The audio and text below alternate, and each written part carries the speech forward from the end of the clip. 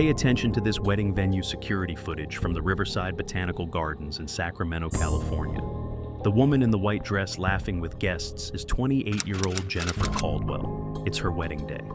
The man entering through the side gate at 6:47 p.m. is Brandon Mitchell, her ex-boyfriend. He's carrying a Glock 19 in his jacket pocket. 23 people have 8 minutes left to live. On June 15, 2019, Sacramento police responded to reports of an active shooter at a wedding reception. When they arrived, they found a massacre, bodies scattered across a decorated lawn, a bride in a blood-soaked wedding dress, and a shooter calmly reloading in the center of it all. What investigators discovered in Brandon's apartment would reveal a man who'd spent 6 months planning the perfect revenge. Jennifer Caldwell had earned her happiness. At 28, she worked as a pediatric nurse at UC Davis Medical Center, earning $76,000 annually. She specialized in oncology, the hardest rotation, the one most nurses avoided. She held the hands of dying children and somehow found the strength to come back every day. She met David Park in January 2018 at a hospital fundraiser. He was a software engineer at Intel, kind and steady. Everything her previous relationship hadn't been. They moved slowly, carefully. Jennifer had learned the hard way not to rush. By October 2018, David proposed at the Sacramento Japanese Garden. Simple, private, perfect. They set the wedding date for June 15, 2019. Jennifer sent invitations to 50 guests. Brandon Mitchell was not on the list, but he'd been watching her since the day she left him. Brandon Mitchell and Jennifer dated for 14 months, October 2016 to December 2017. At first, he seemed perfect, attentive, romantic, generous. He worked as a marketing manager at a tech startup, earning $92,000 annually. He took her to nice restaurants, bought her expensive gifts, texted her constantly throughout the day. Jennifer's friends thought he was intense. Her mother thought he was controlling. Jennifer thought they were overreacting. Then the red flags became impossible to ignore. Brandon needed to know where she was at all times. He called her 17 times during a girls' night out. He showed up unannounced at her apartment, at her work, at her gym. He went through her phone while she slept. When she confronted him, he cried and apologized and promised to change. He never did. In November 2017, Brandon hit her for the first time. They'd argued about her coworker, a male nurse Brandon insisted was flirting with her. He grabbed her arm hard enough to leave bruises. Then he cried, apologized, blamed his childhood trauma, swore it would never happen again. Jennifer gave him one more chance. 1 month later, he shoved her against a wall during an argument about her spending Christmas with her family instead of him. On December 18, 2017, Jennifer ended it. She did it over the phone. She was afraid to do it, in person. Brandon's response was calm, eerily calm. "You'll regret this. I was the best thing that ever happened to you." Jennifer changed her locks that night. Brandon didn't accept the breakup. In his mind, Jennifer was confused, manipulated by her friends and family who'd never liked him. She'd realize her mistake eventually. He just needed to wait. In January 2018, he started driving past her apartment, not every day, just often enough to check on her. In February, he created fake social media accounts to monitor her online. In March, he discovered she was seeing someone new. That's when everything changed. Brandon's journals, found later by police, documented his descent. March 2018. She's dating some Asian guy, probably has money. Jennifer always was materialistic. May 2018. She looks happy in her photos. She was never that happy with me. She's faking it. August 2018. They're serious. I saw them together at the farmer's market. He had his arm around her. That should be me. In October 2018, Jennifer noticed Brandon's car parked outside her apartment complex 3 times in 1 week. She called the police. They documented the report but said there wasn't enough for a restraining order. He hadn't threatened her, hadn't approached her. In November, Brandon sent her 53 text messages in 1 night. Most were nostalgic. "Remember when we went to Tahoe? Those were good times. Some were angry. You threw away what we had for some guy you barely know. One was chilling. You're making a mistake. I hope you realize that before it's too late." Jennifer filed for a restraining order. It was granted December 3, 2018. Brandon was ordered to stay 100 yards away from Jennifer, her home, and her workplace. The restraining order meant nothing. Brandon's journals from December 2010 onward showed meticulous planning. He researched mass shootings, studied tactics, noted what worked and what didn't. He wrote, "Most shooters get taken down too quickly. They don't plan the logistics. I won't make that mistake." On January 4th, 2010, he purchased a Glock 19 at a gun store in Roseville. Despite the active restraining order, California's database failed to flag him, a clerical error that would later trigger lawsuits. He bought 500 rounds of ammunition at 3 different stores to avoid suspicion. In February, he discovered through Jennifer's public Facebook posts that she was engaged. The announcement showed her smiling, wearing a ring, caption reading, "Said yes to forever with my best friend." Brandon's journal entry that night, "She's getting married, to him. She destroyed us and now she gets a fairy tale ending. No, I won't let her forget me. I'll make sure everyone knows what she took from me." By March, he'd located the wedding venue. Jennifer's mother had posted about it, thanking the Riverside Botanical Gardens for accommodating their date. Brandon drove there twice, studying the layout, noting entrances, estimating response times for police, until April, he quit his job. His boss later told police he'd seemed distracted, increasingly erratic. Brandon didn't care about work anymore. He had one goal. In May, he practiced at a shooting range in Folsom. The range master remembered him. Quiet guy, decent shot, came in maybe 6 times, never talked to anyone. By early June, Brandon was ready. His final journal entry, dated June 14th, "Tomorrow Jennifer gets married. Tomorrow she learns that some things you can't walk away from. I loved her more than anyone ever will. If I can't have her, he doesn't get to either." The wedding ceremony was at 4 p.m., flawless and beautiful. Jennifer wore a simple lace dress, her mother cried. David's vows made everyone tear up. 143 guests attended, friends, family, co-workers. Security consisted of 1 unarmed venue coordinator. The reception began at 5:30 p.m. on the garden's main lawn. String lights hung between oak trees. A band played jazz standards. Jennifer danced with her father, then with David, laughing in a way she hadn't laughed in years. Brandon arrived at 6:47 p.m. He'd parked 2 blocks away and walked through the residential neighborhood adjoining the gardens. He wore dark jeans, a black jacket, and carried the Glock concealed. He entered through an unlocked side gate, a service entrance the venue coordinator forgot to secure.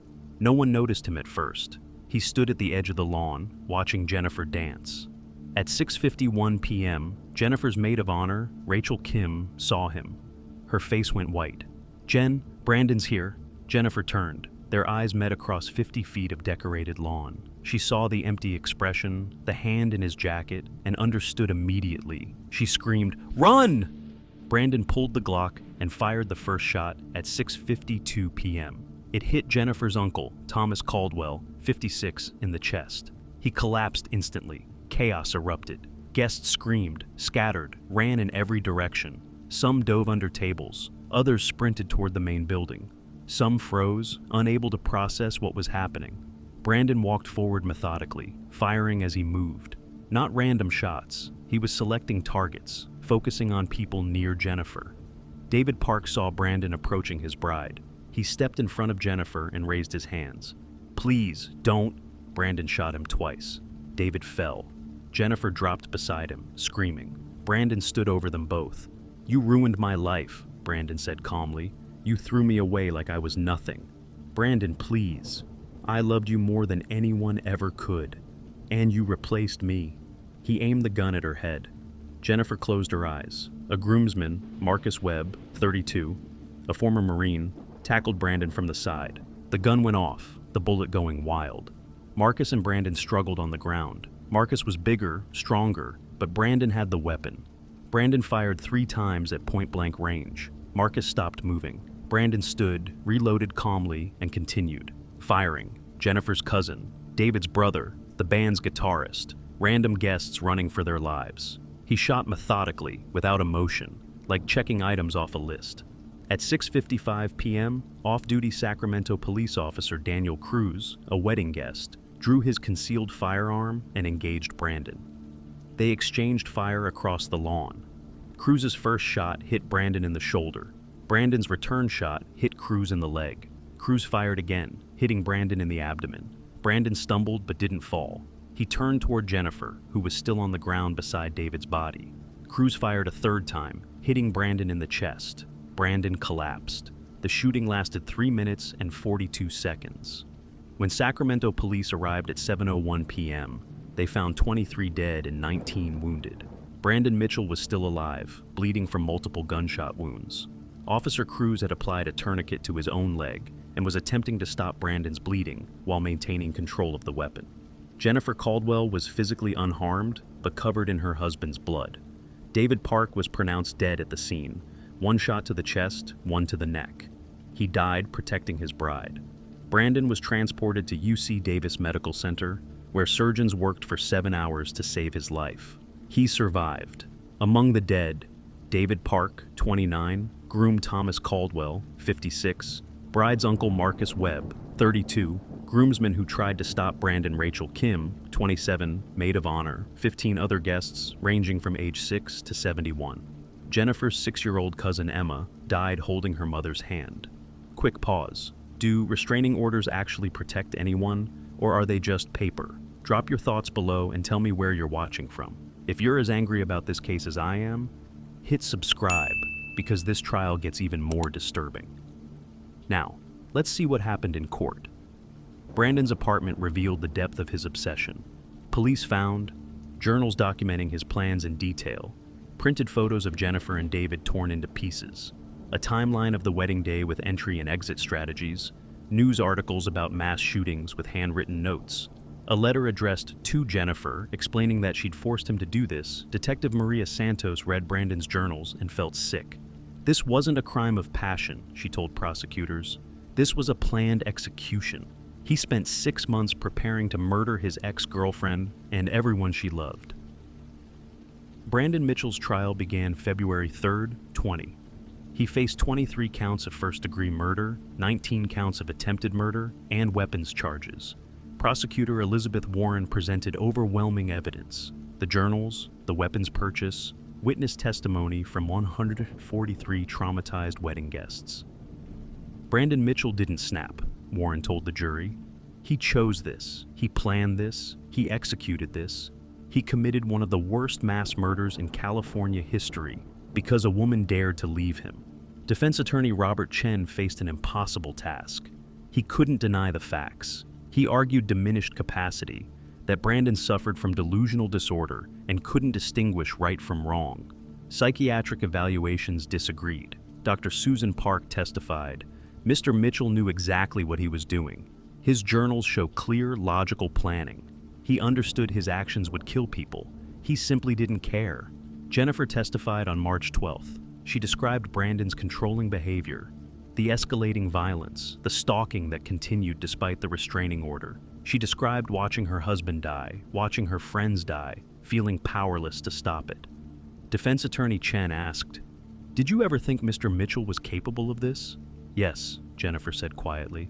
"I told the police he was dangerous. I got a restraining order. I did everything right. And it didn't matter." Brandon showed no emotion throughout the trial. When given a chance to speak, he declined. The jury deliberated 6 hours. Guilty on all counts. The prosecution sought the death penalty.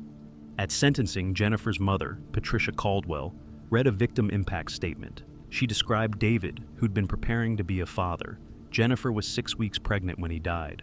She described Emma, who'd just finished kindergarten. She described Rachel, Jennifer's best friend since childhood.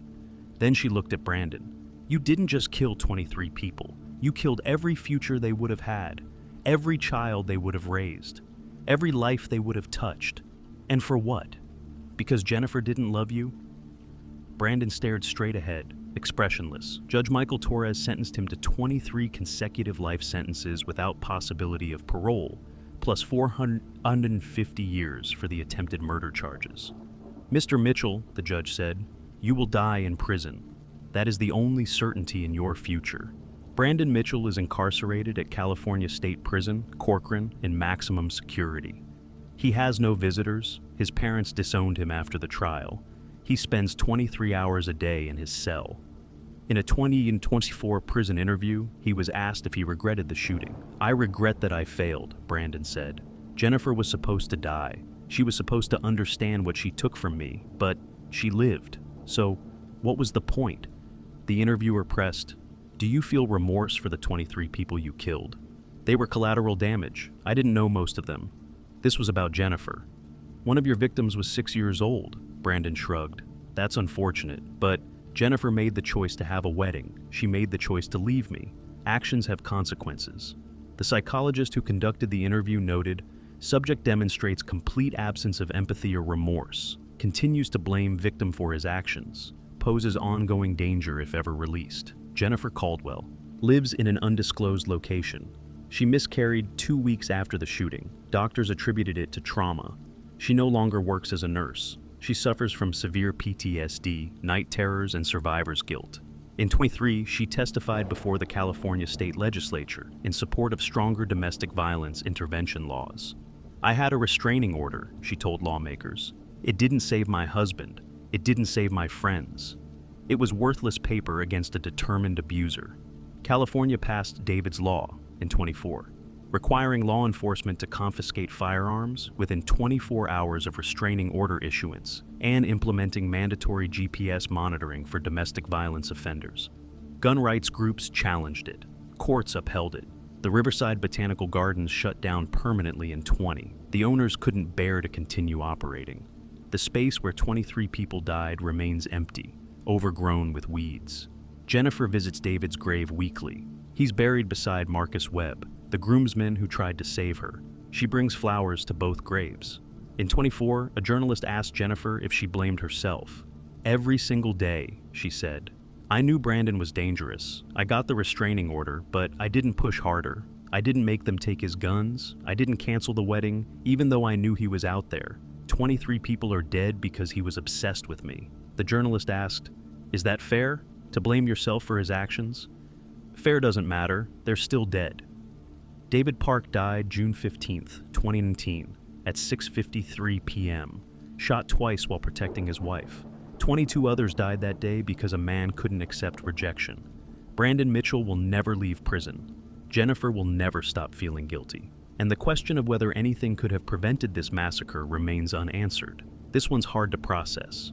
If you know someone in an abusive relationship, share this video. Restraining orders aren't enough. Drop a comment. What would you have done differently? And let me know what case to cover next. Hit subscribe if you want stories that expose the system's failures. See you in the next one.